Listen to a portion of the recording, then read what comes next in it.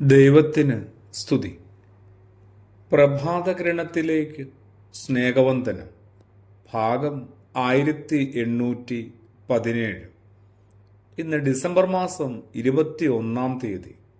ഈ ആണ്ടിലെ 356-ാമത്തെ ദിവസത്തിലെത്തി. ഇനി 10 ദിനങ്ങൾ കൂടിയാണ് ഈ ആണ്ട് തീരാനായിട്ട് അവശേഷിക്കുന്നത്. സത്രത്തിൽ ഇടം കിട്ടിയില്ല. അങ്ങനെയാണ് തിരുപ്പിറവിയോട് ചേർന്ന് നമ്മൾ ആ കഠിന സങ്കടം സുവിശേഷത്തിൽ കണ്ടെത്തുന്നതും വായിക്കുന്നതും. അതുകൊണ്ട് സത്രത്തിൽ ഇടം കിട്ടാത്തത് കൊണ്ട് പുൽക്കൂട്ടിൽ കിടക്കേണ്ടി വന്ന മകൻ, ആ യേശു പിന്നീട് തൻ്റെ അപ്പനായ ദൈവത്തെക്കുറിച്ചും അപ്പൻ്റെ ഭവനത്തെക്കുറിച്ചും അവിടുത്തെ അനേക വാസസ്ഥലങ്ങളെക്കുറിച്ചും പഠിപ്പിക്കുന്നില്ലേ? സ്വർഗീയ പിതാവിനെ തിരിച്ചറിഞ്ഞതുകൊണ്ടാണ്. യൗസേപ്പ് എന്ന് പറയുന്ന പിതാവിൻ്റെ ഭൂമിയിലെ ദൈവത്തിൻ്റെ നിയോഗങ്ങളൊക്കെ ഇവിടെ പൂർത്തിയാവുകയാണ്. അതിൻ്റെ ഒരു ആശ്വാസവും സംതൃപ്തിയുമൊക്കെ ആ സാധാരണ മനുഷ്യൻ, ആ തച്ചനായ യൗസേപ്പ് കാര്യമായി അനുഭവിച്ചിട്ടുണ്ടാവും, സകല സഹനങ്ങളുടെയും അപ്പുറത്ത്. അങ്ങനെയാണ് യൗസേപ്പ് തൻ്റെ നിയോഗം പൂർത്തിയാക്കുന്നത്. മക്കൾ തിരിച്ചറിവുള്ളവരും ജ്ഞാനത്തിൽ തികഞ്ഞവരുമായെന്ന് മനസ്സിലാക്കുക. അവർ ആകേണ്ടതുപോലെ ആയെന്ന് മനസ്സിലാക്കുക. അതല്ലേ ഒരു പിതാവിൻ്റെ ജീവിതത്തിലെ ഏറ്റവും വലിയ സന്തോഷം, ഒരു അമ്മയുടെയും. മക്കൾക്ക് ജനിക്കാൻ വാടകമുറി പോലും ലഭ്യമാകാത്തവർ, നാട് ചുറ്റിക്കൊണ്ട് ആദ്യവസാനം കുടിയേറി പാർക്കേണ്ടി വന്നവർ, പറച്ചു നടലുകളുടെ വാട്ടം അനുഭവിച്ചവർ, അവരുടെ എല്ലാം ഒരു ജഡ അവതാരം തന്നെയാണ് യൗസേപ്പ് എന്ന് പറയുന്ന യേശുവിൻ്റെ ഈ ഭൂമിയിലെ വളർത്തപ്പൻ.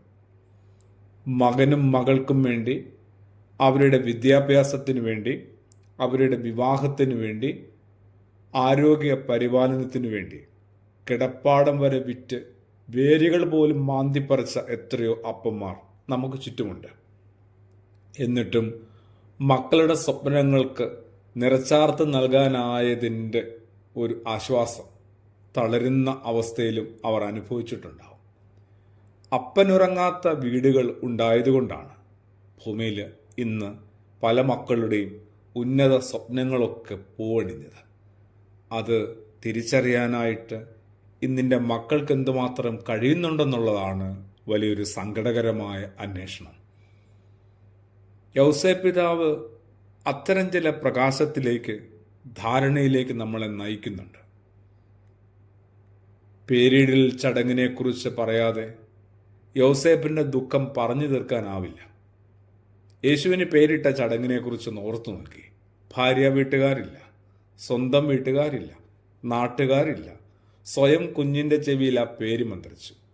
പിന്നെ കത്തിയെടുത്ത് ചേലാകർമ്മം നിർവഹിച്ചു. രക്തത്തിലുള്ള ഉടമ്പടി ദൈവോത്തരൻ്റെ ശരീരത്തിൽ പൂർത്തീകരിക്കുക. അറക്കുവാനുള്ള കുഞ്ഞാടിൻ്റെ ആദ്യ രക്തത്തുള്ളികൾ പൊടിഞ്ഞു വീഴുകയാണ്. ആരവാരവും ഒന്നുമില്ലാതെ സ്വന്തം കുലത്തെയും ഗ്രഹത്തെയും പിതാക്കന്മാരെയും ഓർത്തുകൊണ്ട് ഇങ്ങനെ ഏകാന്തനായി ദുഃഖിതനായി ചില കർത്തവ്യങ്ങളൊക്കെ നിർവഹിച്ച യൗസേപ്പ് നമുക്ക് വലിയൊരു ആശ്വാസമാണ്.